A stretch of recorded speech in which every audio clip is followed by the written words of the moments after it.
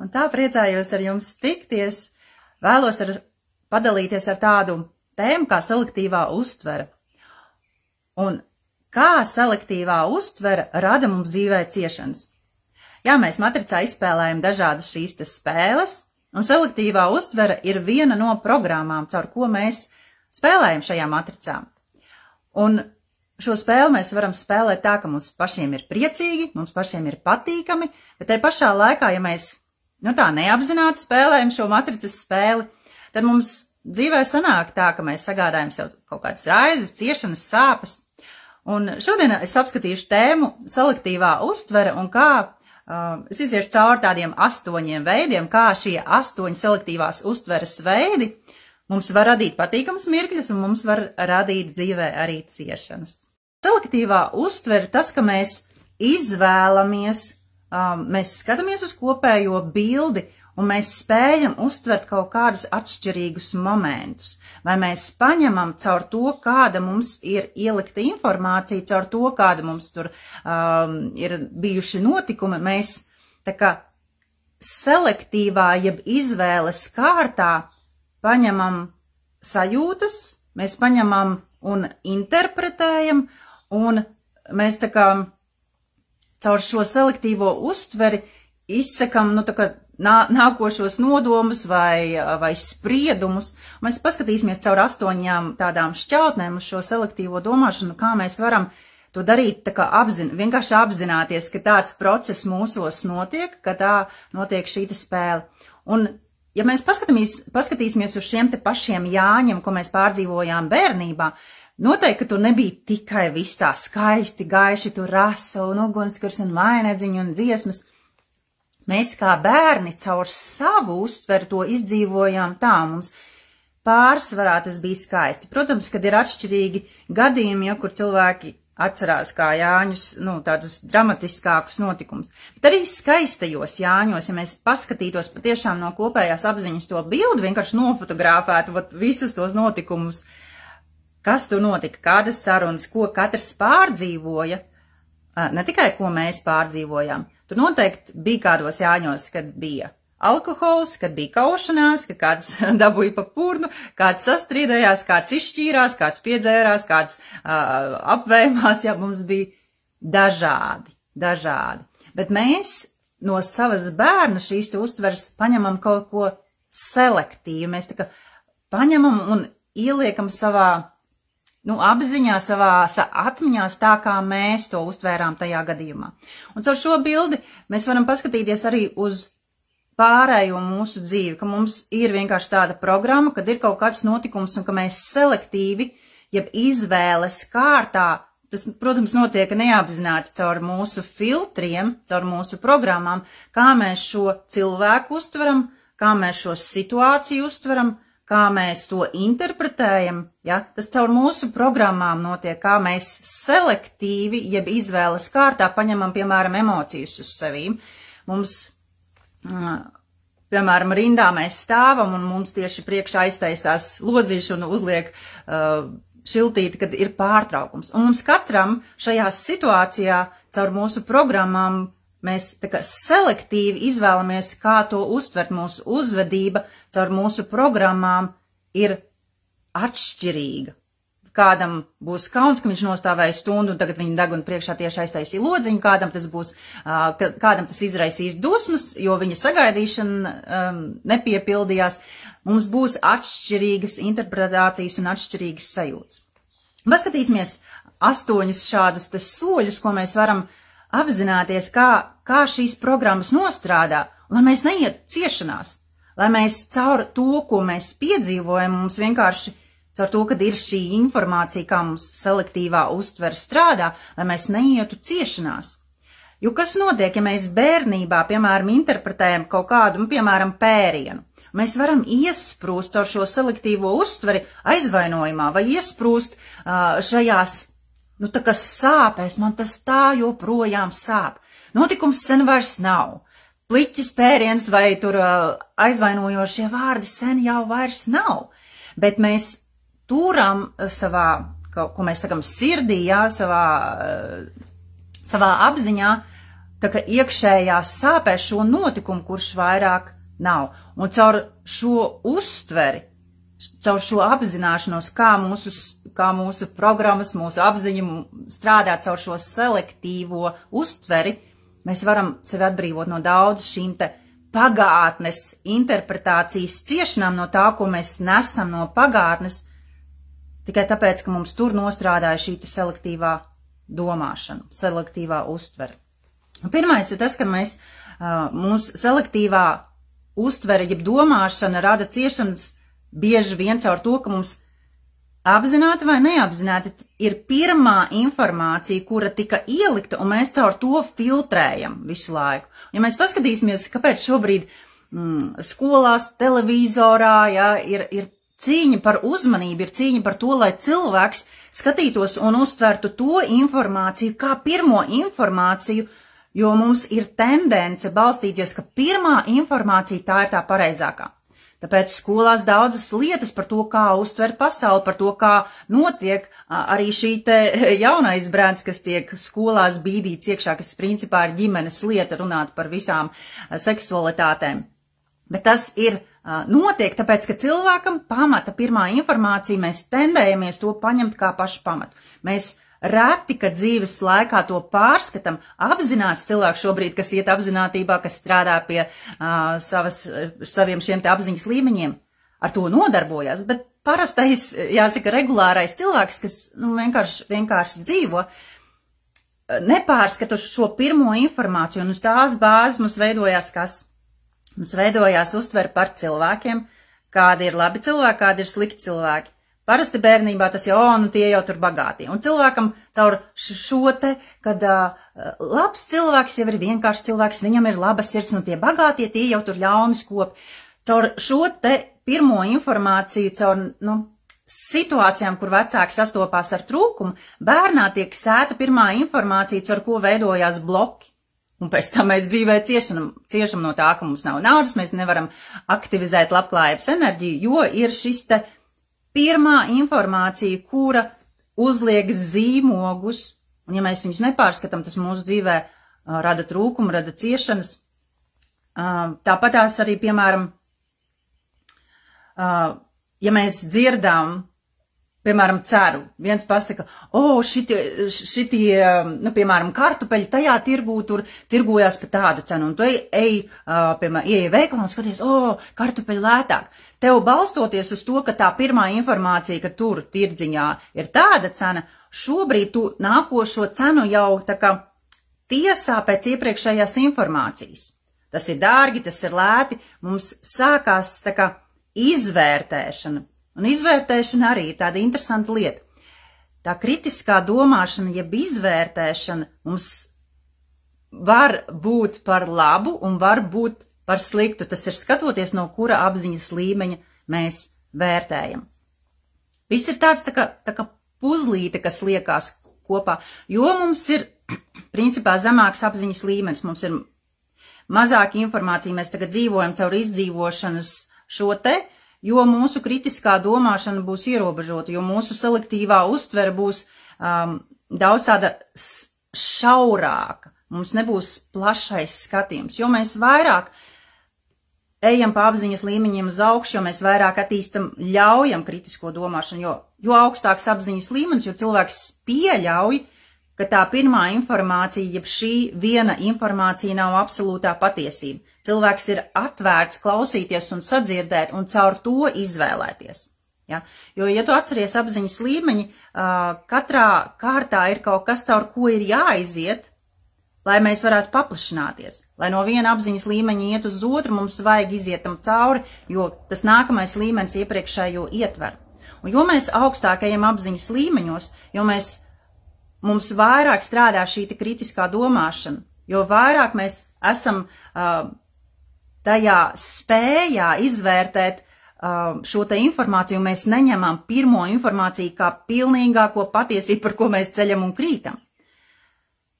Mēs spējam saprast, kas kā strādā ne tikai pēc pirmās šīs te informācijas. Tas arī, piemēram, darba vietā.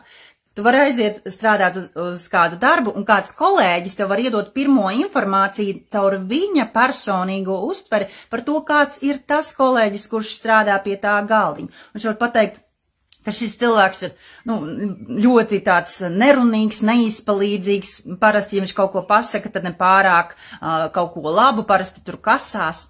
Un tiek iesēta tev pirmās informācijas sēkla, kura varbūt nemaz neatbilst patiesībai, bet tam cilvēkam, par cik viņš ir tādās vibrācijās, viņš spēja tikai to saskatīt. Tu saskatīsi to pašu. Tāpēc šī pirmā informācija mums ir jāizvērtē, ko mēs saņemam, vai mēs paliekam pie tā, ka tā ir pilnīgākā un galējā patiesība, ko mums pateica, un mēs caur to filtru, caur to pirmo informāciju selektīvi skatāmies uz cilvēku. Un ja mēs selektīvi skatāmies uz cilvēku, mēs ko? Mēs nevaram ieraudzīt neko citu. Tāpēc arī ir šis teiciens, jā, kad es varu izdarīt 10 labus darbus un vienreiz atteikt, jo man ir pašam savi, un cilvēks pēc tam atcerēsies to vienu. Selektīvā domāšana. Mēs neskatīsimies uz tiem 10, jo man nav izdevīgi skatīties, jā, paldies, ka tu man palīdzēji, jo mans ego grib, lai tu man visu laiku palīdzi. Es visu laiku gribu parazitēt un visu laiku gribu būt mazā nelaimes čupiņa, lai man visi nāk palīdzēt. Un šāds cilvēks, viņš neredzēs tās 10 lietas, viņš selektīvi čīkstēs, pīkstēs par visu to, kas nestrādā, un viņš nespēs ieraudzīt to pārējo. Nākošā selektīvā uztvere ir tas, kad mēs rīkojamies caur bailēm. Mūs manipulē caur bailēm, un caur bailēm cilvēks nespēja uztvert pārējo. Tāpēc parasti, ja kaut kas notiek, cilvēkiem ko saka? Ja tur saka, kad, piemēram, lidmašīnā vai uz kuģi, jau ko mums saka pirmais? Lai mēs saglabājam mieru, vai ne? Saka tikai mieru, jo tad, kad cilvēks iet stresā, panikā, bailēs, viņš nespēja konstruktīvi vai loģiski domāt, viņam vienkārši aizvarās cieta, ieslēdzās kas? Izdzīvošanas instinkts. Cilvēki caur izdzīvošanas instinktu, caur bailēm nespēja pieņemt konstruktīvus lēmumus, tāpēc arī bieži ir tā, ka, ja cilvēks, piemēram, slīkst, ja cilvēkam aizvarās šis loģiskā domāšana vai kritiskā domāšana, viņš citreiz to viņa glābēji arī noslīcina, jo viņš tā kā grib uzkāpt viņam virsū, bet tieši tad vajag apzināti atbrīvoties un ļaut sevi izglābt. Un šīs te bailes mums tiek sētas, tāpēc, kad caur bailēm cilvēks ir zemā apziņas līmenī, viņš skatās, kur mans labums, caur ego, kur izdzīvošana, ja? Un šo mums ir jāapzinās tad, kad manī tiek sētas bailes, tad, kad ar kaut ko baidē, ja? Un, ja jūs paskatīsieties, tad amerikāņus baidē tur ar teroristiem, teroristu uzbrukumu, mums jāieņem tur tās valsts, jo tur ir teroristi vai mums uzbruk teroristi. Viņiem tur viena šī te, caur selektīvo uztveri tiek kultivētas bailes no kaut kā. Latviešiem, jā, mums visu laiku tur krievi nāk un krievi sliktie un mūs baidē visu laiku ar krieviem. Kādam ir bail lidot? Un šī te selektīvā domāšana neļauj paskatīties uz to, jā, bet es tur redzēju, ka lidmašīnas tur krīt un tur var, tur briesmīgi tur notiek. Un šī te selektīvā uztvere, caur baiļu informāciju neļauj paskatīties, kad īstenībā braukt ar mašīnu pēc visiem tādiem faktiem būt avārijā daudz lielāka nekā būt avārijā, ja vai lidmašīnas tur kaut kādā katastrofā. Bet tad, kad mums ir nostrādās šie baiļu sensori, vai mums ir apzinātība viņos ieskatīties un paskatīties, vai tās kultivētās bailes ir, tā kā racionālas, vai viņas ir, vai patiešām viņas ir uz faktiem balstītas un ko es varu darīt, lai es varu tā kā ne tik selektīvi sēdēt šajās baiļu programmās. Trešais ir bara instinkts. Mūsu selektīvo uztveri vai selektīvo uzvedības izvēli veicina šis te bara instinkts, kur mēs gribam piederēt grupā. Un tas ir pēc apziņas līmeņiem, kurš tas ir? Kur mums ir vajadzīgs piederēt pie grupas, pie konkrētas bara, pie konkrēta bara. Tas ir 2. un 4. līmenis, skatoties pie kā, ja. 2. līmenis tas ir grupa un dzimta, ja. Un 4. ja tas ir, piemēram, ticība vai nacionalitāte, ja jau ir lielāka grupa, pie kā mums gribas piederēt, un tāpēc šī te bara instinkta pēc mēs izdaram izvēli, nevis balstoties uz savu iekšējo aicinājumu vai uz savu iekšējo kritisko domāšanu, bet, lai, ja tā izdzīvošanas programma ir aktuāla, mēs rīkosimies, ja. Tāpēc daudz jaunībā, ja mēs saskārāmies, ja kur mums teica, nu ko tad, ja tev draugi leks ārā pa logu, tu arī leks ārā pa logu. Un šī ir tā selektīvā izvēle, jeb kritiskā domāšana, vai es spēju izvērtēt situāciju, racionāli un izvērtēt savas sekas, savu uzvedību un attiecīgi rīkoties, vai daļ tā, kad es gribu iekļauties šajā barā, draugu lokā vai dzimtā, un daudz arī saskārās to, ja tu gribi palikt šajā darbā, tad tev Covid laikā bija attiecīgi izvēle jāpieņem, vai tu paliec, vai nu tu ej, un mēs caur to arī izvēlamies savu uzvedību vai savu rīcību vai savu attieksmi, balstoties uz šo te tā kā selektīvo uztveri, kur man ir svarīgi iekļauties barā, un es vienkārši rīkojos, lai būtu šīs grupas ietvarā, kad es neskatos plašāk, kad es neredzu tālāk, es neredzu kopējo bildi, kā tas darbojās. 4.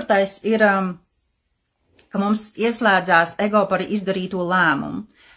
Tad, kad cilvēks ir kaut ko pieņēmis kādu lēmumu, es tur braucu, vai pārceļos tur dzīvot, vai šito es nedarīšu, vai no šitā es atteikšos, tad mums ieslēdzās šis te ego, lai kādu lēmumu mēs pieņemam, mēs vienkārši gribēsim to aizstāvēt, un mums ieslēgsies šī selektīvā uztvere, ka mēs apkārt redzēsim, kas arī ir pieņēmis šādu lēmumu, vai kas arī šādi te rīkojās, un mēs nespēsim uztvert citu informāciju, jo šīs selektīvās uztveres, tā kā bloki vienkārši mums neļauj citu redzēt. Ego ieslēdzās, ka mans lēmums bija pareizs, un es gribu apstiprināt to, ka, piemēram, cilvēks varbūt izšķirās, vai nepieņēma darba piedāvājumu, vai kaut ko nopirka, ja, un otrs saka, nu, praši, kam tu nopirki tādas krāmas, un es pat negribu dzirdēt, ja. Ir, kad mūs šī selektīvā uztvere bloķē paplašināt apziņu, bloķē uztvert citu informāciju, jo ego sevi sargā. Mēs negribam pateikt, jā, toči, muļķīgs lēmums, ja. Tad, kad cilvēks ir augstākā apziņa, viņš spēj uztvert informāciju un spēj izvērtēt vārdus, izvērtēt situāciju, izvērtēt toni, izvērtēt izvēli, izvērtēt sekas un paplašināt to, kā es rīkotos tālāk. Nevis kā es sevi sodīšu tagad par to, ka, nu, kāds es muļķis, ja, kas ir 4. līmenī, ja, pēc tā pareizi, nepareizi, grēcinieks, svētais, ja, mēs sevi daudz sodam, bet tad, kad mēs pakāpjamies augstāk, mēs šo situāciju, mums tā selektīvā uztvere nav tik šaura, mēs redzam, ok, es pieņemu, kad es mācos, es pieņemu savu pieredzi, es pieņemu, kad es varēju kļūdīties, kad es ar to apziņas līmeni, kāds man bija, ar to selektīvu uztveri, kāda man bija, es izvēlējos šo, bet tagad es spēju uzklausīt skolotājus, mentors, spēju lasīt grāmatas, spēju uzklausīt savu dzīves biedru, spēju uzklausīt savu draugu, draudzeni, lai turpmāk man apziņa būtu paplašināta, lai man nebūtu tik šaura šis skatījums, un lai mans ego nebloķē mani no tā, kad es nevarētu iet lielākās svētībās. 5. ir, ka mums ir šī te apstiprinājuma meklēšana, ja tas, kam mēs ticam, ka mēs klausamies tikai to informāciju, ka mēs, nu, tā kā nespējam uztvert neko citu, un ka mēs zinām, kas ir tā kā pareizi, un mēs klausamies tikai to. Un citu informāciju mēs pilnīgi tā kā bloķējam. Mēs nespējam uztvert, un mēs meklējam visu laiku apstiprinājumus, ja? Tātad 4. bija tas, ka mēs caur ego apstiprinam visus mūsu, nu, iekšējos lēmumus, un 5. ir tas, ka mēs meklējam, bet redzi, tas arī tā izdarīja, un mēs meklējam apstiprinājumu tam, lai mēs paši justos pat šajā savā ego, lai mēs justos labi. 6. ka mēs bloķējam visu negatīvo. Un šis ir ļoti tāds kurā ir jāieklausās, jo šobrīd, ir informācija par to, kad jāceļ savas vibrācijas, kad ir jāiet pozitīvismā, ir jāiet optimismā tajā, kad es redzu iespējas. Ja man pat grūti iet, es redzu iespējas, kad es nesēžu depresijā. Bet tai pašā laikā ir tāds bīstams moments iet tā saucamajā toksiskajā pozitīvismā, kur es bloķēju visu, kas ir negatīvs. Jo caur šo mēs kā, labie cilvēki, kas grib pozitīvu, kas grib labu, ja mēs neskatāmies uz kopainu, ja mēs nepaceļamies savī apziņā un neredzam kopējo bildi, kas notiek savā ģimenē, savā veselībā, savās finansēs, kopējā katlā, kas mums ir pilsētā, kas mums ir valstī. Saka, oi, nē, visa tā tēma tur pa zilajiem, tas man neinteresē. Galvenais, kad labs cilvēks, es to bloķēju. Vai man tur jau ķermenī sāk signāli, tā ka, dažādi tur tas sāp, šitas sāp, bet es jau domāju pozitīvi, man viss dzīvē ir harmoniski, un mēs caur selektīvo uztveri bloķējam signālus, kur mēs gribam būt pozitīvi, bet mums dzīve saka, klau, jāieklausās šeit. Nē, tas ir, tas nav priekš manis, es esmu mierā, man viss ir labi, un mēs nerūpējamies par savu veselību, mēs neieklausāmies tajos signālos, ko mums ķermenis saka, un mēs caur šo selektīvo uztveri bloķēt negatīvo un būt pozitīvajā, mēs varam iebraukt auzās, kur mums veselība arvien pasliktinās, kur mēs slimojam arvien ilgāk, un tāpēc, kad mēs gribam būt pozitīvi, es tur neskatīšos uz to, ka mans ķermenis man dod signālus. Es bloķēju to, es sēdēšu tajā. Vai man nav naudas, un es vienkārši, es negribu ar to pērties, man visas materiālismas neinteresē, viss jau būs labi. Un mēs caur šo selektīvo uztveri varam sevi ievilkt lielākā purvā, un tad ir tas, kur cilvēks saka, kāpēc tādam labam cilvēkam, kāpēc viņam tā? Un citreiz ir tieši dēļ šīs selektīvās uztveres, kur mēs ejam toksiskā pozitīvismā, un mēs neskatāmies uz kopējo bildi. Mums visums sūta signāls, mums ķermenis sūta signāls, un mēs tajā neieklausāmies. Tāpēc šis ir jāņem vērā, lai mēs atkal nāsam ar klapītēm, kad, tikai mīļā miera labad. Mīļā miera labad, ko tur ņemties, ko tur teikt? Mīļā miera labad, vienkārši paklusēsim. Un tā mēs aizklusējamies, ka mums jau uzkāp uz galvas, un mums jau parazītu bars jau ir saradies, un mūsu veselība sāk rādīt signāls, jo mēs neprotam novilkt robežas, mums nav savas teritorijas, mums nav savas stājas, un mūsu bērnus sāk mācīt, kādas perversiības, un mēs jau tādi mierīgi, mēs jau tādi gaismas, klusie cilvēciņi, kur savā mierā vienkārši pasēdēsim un cerēsim, ka gaismiņa kaut kur atnāks. Šī ir toksiskais pozitīvisms. Mēs nevaram, kā gaismas cilvēkā, sirds cilvēkā, apzināti cilvēki, ieiet tajā. Mums ir jāsaprot, kā šī matrica strādā. Tāpēc ir laiki un robežas un teritorijas un visuma likumi, un arī visumā ir katrai šai te arī garīgai būtnei, arī neredzamai būtnei, arī visiem šiem eņģeļiem un civilizācijām ir savas robežas, kur viņi darbojas, arī dēmoniem ir savas robežas, ka cilvēks atver sevi caur alkoholu, caur narkotikām, caur to, ka viņš vienkārši atslēdz savu uztveri. Tas ir tas, kas mums ir jāapzinās, kas strādā un ar ko mēs paši ielaižam to savā dzīvē un ar ko mēs varam neielaist to savā dzīvē un kur mums ir dota no visuma šī te gribas spēks, un šobrīd, kad ir šī te 4., 5. dimensija enerģētiskie lauki ir aktīvi, ko mēs ar to savu gribas spēku daram, vai mēs vienkārši sēžam upuru lomā aiz idejas, ka mēs esam tādi mīļie, labie cilvēki, un mēs jau neiesim tur konfliktēt, vai mēs sakam, es neiešu karot, es saprotu caur savu apzinātību, ka man nav jēga iet tur varavīksnes gājienā stāvēt ar plakātu, kad Jēzus tevi izglābs, vai mosties un paplašina savu apziņu ka tie cilvēki tur nedzirdēs to, jo tas ir bara instinkts, bara instinktā, kur es eju, kur es esmu pārliecināts par savu un es netaisos neko redzēt, tajā momentā cilvēks nevar pamosties.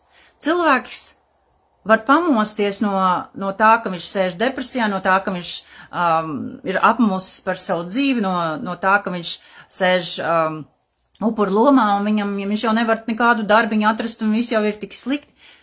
Viņš var pamosties caur informāciju, bet ne barā.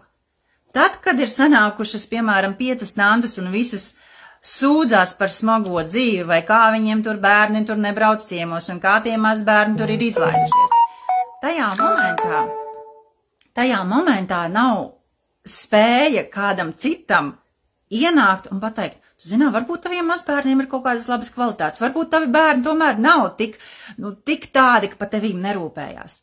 Uzreiz ieslēgsies selektīvā domāšana, kura gribēs pārliecināt, ja, ko mēs runājām, kad ego gribēs pārliecināt nē un sāksies visi uzskaitījumi, kāpēc tas ir slikti. Tāpēc, tad, kad cilvēkam nav šī te mūra, viņš ir tāds spējīgs, viņam ir spēja iepilināt šos te graudus, iesēt kaut ko jaunu un ļaut, lai tie uzdīgst. Bet ja mums ir presings, ja mēs tur presējam un tev tagad, kā tu to nesaproti? Cilvēks iestāsies lielākā spītības pozā, lielākā aizsardzības pozā un šī selektīvā uztvere vienkārši viņam neļaus ieraudzīt. Tāpēc mums, ja mēs gribam kādas izmaiņas, mums ir jābūt gudriem, kā mēs ar saviem bērniem runājam, kā mēs arī ar savu vīru un sievu runājam, kā mēs ar saviem kolēģiem runājam, caur to, lai mēs, caur apzinātību, kā strādā šī selektīvā uztvere un kā strādā apziņas līmeņi, lai mēs spētu pasniegt informāciju. 7. Ir tas, kad mūsu fokus uz pozitīvo un uz ticību mums var pacelt dzīvē, kad mums šī te selektīvā domāšana caur apzinātību izmantojot, mēs varam pakāpt dzīvē, ja? Mēs varam uzlabot savu veselību, jo ja mēs, piemēram, skatāmies un noticam kaut kādai lietai, ja, kas bieži vien baznīcās, ja, notiek, ka cilvēkam ir informācija, ka Dievs tevi mīl un Dievs tevi dziedinās un atnāc šeit priekšā un mēs pa tevīm palūksim, ja, vai tu tur apslacīsies ar svēto ūdeni. Tā arī ir selektīvā uztvere. Cik mums selektīvā uztvere var iedzīt grāvī, tik mums selektīvā uztvere kaut kādos momentos var atrisināt kaut kādas mūsu problēmas, ja, un kā mēs runājām par šo apziņas līmeņiem, ja. 2. līmenī ir šie te ticēšana brīnumiem, ka tur salatētis fejas un dziedināšana, un vēlreiz atkārtot, tas nav slikti, jo mums liekas, pirmie līmeņi tie ir tie sliktie. Pirmais līmenis ir kodols, nākošais, un ja mēs spējam skatīties no visa kopējā, tas tam visam ir jābūt. Mums ir jābūt izdzīvošanas instinktam. Jo, ja mums nebūs izdzīvošanas instinkts, tad mēs varam aiziet tādā galējībā, kad, man vienalga, kā būs, tā būs, būs ko ēst, nebūs ko ēst, viss būs labi. Mēs varam aiz tā, ka nav, mēs vienkārši aiziet kaut kādā selektīvajā, negribās teikt murgā, bet, kad vienkārši cilvēks, kad, ir tādā pilnīgā, vienaldzībā, ja, kad tā jau ir depresija, tā ir depresijas liels, man vienalga, kas ar to dzīves vairs negribu ne dzīvot, ne domāt, man nav ne mērķu, nekas. Nav pat šī pamat izdzīvošanas instinkta. Un ir cilvēki, kas iekrīt tādos stāvokļos. Bet ja mēs spējam, piemēram, no 6., no 7., no 8. līmeņa skatīties, mums ir jābūt šiem izdzīvošanas instinktiem, mums ir jābūt skaidrai sapratnei par ģimeni, par ģimenes vērtībām, kas šobrīd ir aktuāls, kas šobrīd sabiedrībā paceļās, vai vispār mums ir ģimeniskās vērtības, vai mēs spējam dēļ savas ģimenes kaut ko darīt. Un nākošais līmenis, ja, ka mums ir tas ego, ka mēs caur to, kad mēs uzņemamies, ka mēs, darīsim paši, skatīsimies, kā mēs paši to varam izdarīt. Bet ģimene ir iekļauta tajā iekšā un izdzīvošana ir iekļauta. Un nākošais, kur es jau skatos, kur man jau ir morāli un ētika un sabiedrības standarti un kā es uzvedos pie galda jau sabiedrībā. Mums ir tam jābūt. Tas ir selektīvi, Bet tur tieši tas mums arī ir, jo mums ir augstāk šī apziņa, plašāk šī apziņa, mēs spējam izvērtēt, kas mums der. Mums ir informācija par vienu, par otru. Mēs zinām, kā ir, ka piemēram, restorānā kāds atnāk pie galda un strebi zupu un tur liek tur alkoņus uz galda, ja, vai tur kaut ko iešņauts. Mēs spējam saprast, kad ir cits kultūras līmenis, jau mēs sakam, ko tā kā no meža iznāca, ja, kur nav šī informācija, kur ir viena veida tikai vai no audzināšana vai kultūra, kur mēs paplašinam savu šo te uztveru, kur mēs paplašinam savu apzinātību un mēs spējam iet un izvērtēt savādāk. Mums ir izvēles iespēja, kā mēs uzvedamies, ko mēs daram, ko mēs sakam, kādā tonī mēs runājam, kā mēs arī savas, piemēram, prasības aizejot uz kādu sabiedrisko iestādi, ja, vai uz banku, kā mēs komunicējam, ja, kāds spēja komunicēt tikai caur ļaušanu un pretenzijām, un kāds spēja pieklājīgi to paprasīt. Tāpēc šis te fokus un ticība mums var nostrādāt ļoti brīnišķīgi, tad, kad mums ir jāuzsāk savs biznes, ka mums ir jāfokusējas, mums selektīvi ir jāfokusējas, es gribu darīt to, un mums ir jāizslēdz vispārējais. Ak, lāma, moška šī tāds biznes, reku, paskaties, te vēl tāda iespēja. Un ja mēs nespējam fokusēties uz to, ka es izvēlējos šo, es fokusējos uz šo, es valdu savu laiku un enerģiju uz šo, un pārējo es šobrīd atraidu, bet nevis tāpēc, ka es esmu ieciklējies, ja? Jo citreiz ir cilvēki, kur ir tā ieciklējušies, ka viņi vispār neko citu neredz, un viņiem biznes, un vienalga, kas tur ar bērniem. Tāpēc, jo plašāka būs apzinātība, caur ko mēs darām biznesu, jo ģimene, sabiedrība, mūsu tuvie cilvēki būs tajā iekļauti, un mēs spējam fokusēties. Bet ja mums būs tikai nauda, tad tas būs darīts tikai caur egoismu, un tas neiekļauj pārējos. Tāpēc šī selektīvā uztvere mums nāk kā pa labu, tā pa ļaunu, skatoties no kura apziņas līmeņa mēs darbojamies. Un 8. ir tas, kad redzēt to, ko mēs gribam redzēt, apzināties to, ka caur selektīvo uztveri mēs atradīsim to, ko mēs gribam atrast. Un šis ir atsaucās uz citiem punktiem, bet tas ir tā, ka ja mēs cilvēkā gribēsim ieraudzīt, ka viņš ir slings, mēs noteikti to ieraudzīsim. Ja mēs gribēsim apstiprināt to, ka man jau nekad neviens nepalīdz, mans vīrs jau nekad man nepalīdz, es noteikti atradīšu šim te apstiprinājumu un caur selektīvu uztveri tos momentus, ka viņš man palīdz, neredzēšu. Vai ļoti interesanti ir līdzības saskatīt, kur citreiz ieliek, piemēram, māte ar meitu, ja, bildi. Un kad cilvēks redz to, ko viņš grib redzēt, ja viņš grib redzēt līdzības, viņš atradīs līdzības. Ja viņš gribēs redzēt, ka pilnīgi nekas nav līdzīgs, ja, viņš ieraudzīs to, ko viņš grib redzēt. Un caur šo arī vienkārši mēs varam paskatīties, kā mums šīs te programmas strādā. Kā mums strādā, ka mēs gribam redzēt to, ko mēs gribam redzēt. Ja, piemēram, tu gribi aizbraukt ekskursijā uz citu valsti, tu caur to, lai tu apstiprinātu, ka tā ir pareizā izvēle uz turienu braukt, un ka tas ir labākais lēmums, ka tur viss tik labi, un ka tu gribēsi redzēt to, ko tu gribēsi redzēt, tu aizbrauksi uz to valsti vai uz to pilsētu, un tu redzēsi tikai to, ko tu gribi redzēt. Jo, ja cilvēkam ir tā, ka viņš, nevis viņš brauc, un es esmu gatavs redzēt visu, es esmu gatavs iepazīt, es esmu gatavs baudīt, bet kad viņam jāapstiprina, tur, kur es eju, tur viss ir tik labi vienmēr, tur viss ir tik forši. Cilvēks aizbrauks un viņš, ja pat tur arī būs kaut kas, viņš vienkārši, viņam prāts bloķēs un viņš par to nerunās. Viņš saka, bet rekur tas notiek, rekur te Bomžu iela. Viņš saka, nē, tā ir skaistākā pilsēta, Parīze ir skaistākā pilsēta. Un cits aizbrauks, bet rekur ir bildes, paskaties, rekur tur Bomži, tur tādi, tur šitā, tur izgāst, tur netīras ielas. Un cilvēks, kurš gribēs dzīvot savā uzpūstajā burbulī, viņš dzīvo savā uzpūstajā burbulī. Vai atkal otrs cilvēks, kurš redz tikai negatīvo, fuj, tur viss tur tik nesmaki un tik negatīvi, tur tā viss ir tagad nolaists.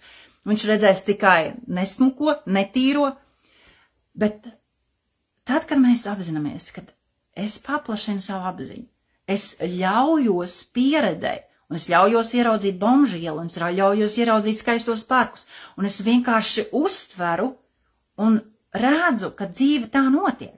Un mūsu privātā dzīve arī, viņa nav tikai rožlauks, viņa nav tikai rozītes skaistās. Nē, tur ir viss komplekts kopā. Un mums ir dienas, kad mēs raudam, un mums ir dienas, kad mēs smejamies. Jo mēs ejam pieredzē un sakam, man ir ok, iziet pieredzi, man ir ok saprast, kas man sāp, lai es varētu caur to skatīties, ar ko man ir jāstrādā. Ja man ķermenis dod signālus, es nesaku, tas ķermenis laikam kaut kāds jocīgs, es ticu psihosomatikai un saprotu, ka viss tas strādā, bet nē, man viss ir labi, un es neskatos tajā, kur es skatos, tā ir kaut kas, vienkārši es caur savu selektīvo, kur es esmu nobloķējusi, lai es to ieraudzītu, tas ir šī brīža mans uzdevums, paplašināt manu apziņu, ieraudzīt savus blokus, ieraudzīt savus spoguļus, kad es nesaku, nē, man viss ir harmoniski, man viss ir labi, kur es saku, interesanti, ko tas man nozīmē, kur es ļauju sev ieraudzīt, kur es ļauju sev paplašināt, kur es ļauju sev ieraudzīt savus blokus, vai savu attieksmi, vai savu šo te selektīvo domāšanu, kur es iestrēgu kaut kādā lietā, kur es ļauju paplašināt savu apziņu. It sevišķi, tas tev dzīvē sagādā raizes, sāpes, rūgtumu. Paskaties, vai nav šī selektīvā uztvere no pagātnes kaut ko atvilkusi līdz, un tas sēž tev tur uz pleciem, un varbūt tev sāp kaut kur, un ķermenis saka, tā enerģija, kur ir sakrāta tavā ķermenī, saka, Klau, tev jāpārskata sava selektīvā uztvere, jo tu esi iesprūdus tajā, tu joprojām interpretē, kāds viņš ēzels, kāda tā tur kaza bija, kā viņa man pateica, kur tu caur savu selektīvo uztveri baro savas sāpes. Caur savu fokusu, caur savu selektīvo uztveri, kur tu turpini no pagātnes vilkt līdz notikumu, kurš sen ir beidzies, sen vairs nerada apstākļus, jeb ietekmi uz tavu dzīvi šobrīd, bet caur to, ka tu fokusējies, caur to, ka tur joprojām iet saikne, tu jūti šobrīd sāpes, rūgtumu, aizvainojumu, tu nespēji izjust dzīves prieku, tev it kā gribās tagad dzīvot un priecāties, jā, bet tur, tāpēc, ka tur pagātnē, tur bija tāds notikums, tu nedzīvo pilnvērtīgi šodien. Tāpēc paskaties šobrīd caur šo perspektīvu, caur šo selektīvās uztveres informāciju, kā tu vari paplašināt, lai tev nav vienā virzienā, lai tu spēj uzklausīt, lai, ja ir kaut kāda informācija, piemēram, par to, kā var uzlabot veselību, vai tev ir tikai, tikai to, ko ārsts izrakst, un tas ir vienīgais pareizais ceļš, jo caur izglītību mums ļoti iepotē šo selektīvo domāšanu, ka mēs nespējam ieraudzīt. Ir vēl tējas, ir vēl zālīts, ir vēl psihosomatika, ir vēl enerģijas, ir vēl čakras, ir vēl vesela joma, kura ietekmē tavu labsajūtu, tavu veselību. Bet jūs sakat, ārsts pateica tā, un es daru tikai tā. Vai tu spēji ieraudzīt citu? Vai atkal ir otrs moments, kur tu jau darbojies ar visu to, un ir kaut kāds moments, kur tev jāsaka, varbūt jāaiziet uz to procedūru, kur mēs ļaujam caur savu paplašinoto apziņu paskatīties plašāk. Paskatīties, vai tev ir kaut kāda joma, par kuru tu nevari runāt. Kur saka, nē, par šo mēs nerunāsim. Un, ziniet, bieži ir interesanti skatīties, kā šī selektīvā domāšana neļauj mums iet apzinātībā, piemēram, caur to, ka kāds cilvēks aiziet. Kāds cilvēks aiziet no šīs realitātes, un mums ir ideja, kad mēs jau neapspriedīsim viņa dzīvi, bērēs vai pirms bērēm vai pēc bērēm, runāsim tikai labo par šo cilvēku. Ja nevar pateikt labo, nerunāsim neko.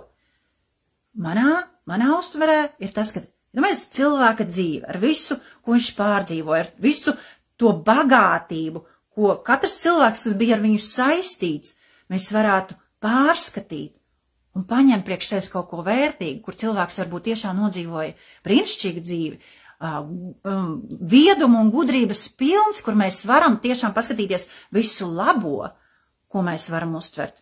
Un to mēs citreiz daram. Bet citreiz ir destruktīvs dzīves, vai citreiz ir kaut kāds, varbūt 1 vai 2 dzīves momenti, kuri bija sāpīgi, kuri bija varbūt tie, kas ietekmē ģimeni, kur varbūt cilvēks vienkārši paņēma savus pekalus un aizbrauca un atstāja visus bērnus, vai kur viņš vienkārši izvēlējās nodzerties. Un kur mēs varbūt tajā momentā ir tieši vērtīgi pārunāt, kā šāds lēmums ietekmē ģimeni, kā šāds lēmums ietekmē mazbērnus, kā viņi jūtās, ka viņu tētis vai vecstāvs bija tāds. Bet mēs mēs neiesim apzinātībā, mums ir tabū, mums ir selektīvā uztvere, ka mēs to nedarīsim.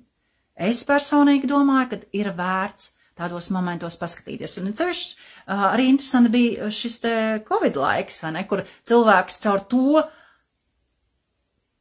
lēmumu atstāja šo realitāti, bet mēs mēs neteiksim. Mēs slēpsim to, jo tāpēc, ka, es varbūt arī izdarīju tādu lēmumu, un tas mūsu ego triggerē, un mēs labāk to noslēpsim, tāpēc, ka tā mūsu ego ir labāk.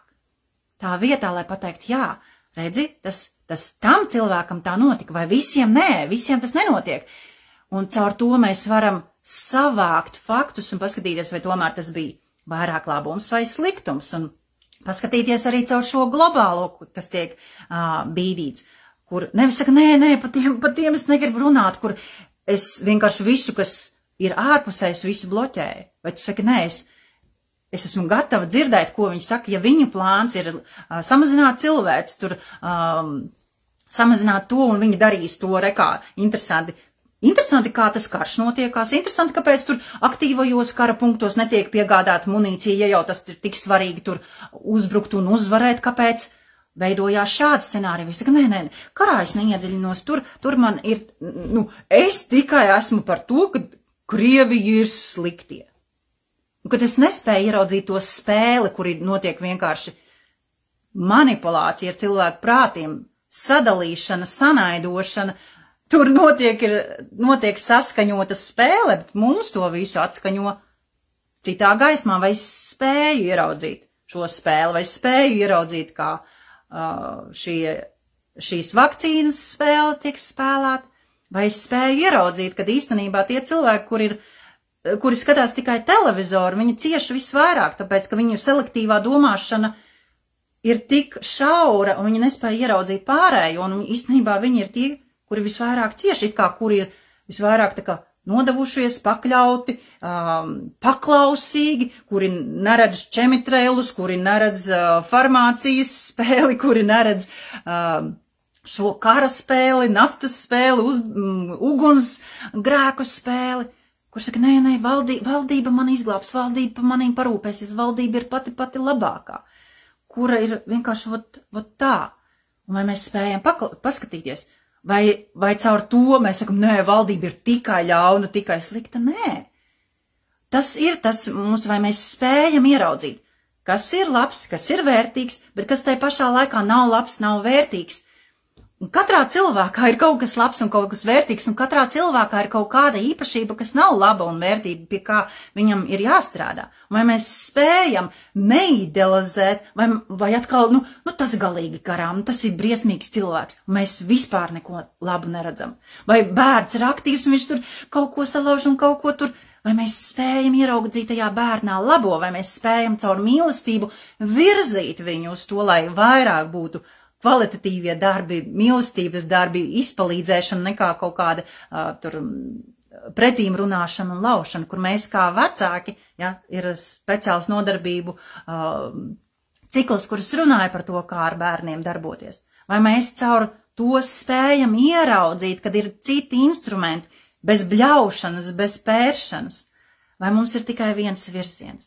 Tāpēc šodien šī tēma ir aicinājums caur šo spektru, caur šo tēmu selektīvā uztvere paskatīties, vai es varu paplašināt, vai es varu ieraudzīt šo un caur savu jau kritisko domāšanu, caur savu plašo apzinātību, caur to, kad es redzu vidējo šo te, un es eju pa spirāli apzinātībā uz augšu, un es jau no plaša skatījuma spēja izvērtēt, kas ir tas, kas ir man vērtīgs. Kas man kā apzinātai dievišķai būtnei ir vērtīgs, ko es praktizēju, ko es pieņemu, ko es runāju, ko es daru, no kāda apziņas līmeņa es apmierinu savas izdzīvošanas vajadzības, vai caur ego līmeni, vai es varu caur jau sadarbības līmeni, vai es varu jau caur radītāju līmeni to atrisināt. Paldies, mīļie, par klātbūtni, par iešanu apzinātībā un iešanu mīlestības ceļā. Es ticu, ka šis bija atkal tāds moments, caur ko tu vari paskatīties, paplašināt savu apziņu, atbrīvot sevi no sāpēm, no ciešanām, ja caur selektīvo domāšanu vai šo te uztveri ir kaut kas joprojām tavā dzīvē klātesošs, paskatīties, kā tu vari iet plašākā apzinātībā, dzīvot mīlestībā, dzīvot priekā, dzīvot veselībā, dzīvot brīnišķīgās attiecībās un nes šo te mīlestību un gaismu arī pasaulē. Paldies un tiekamies nākošajā reizē. Atā!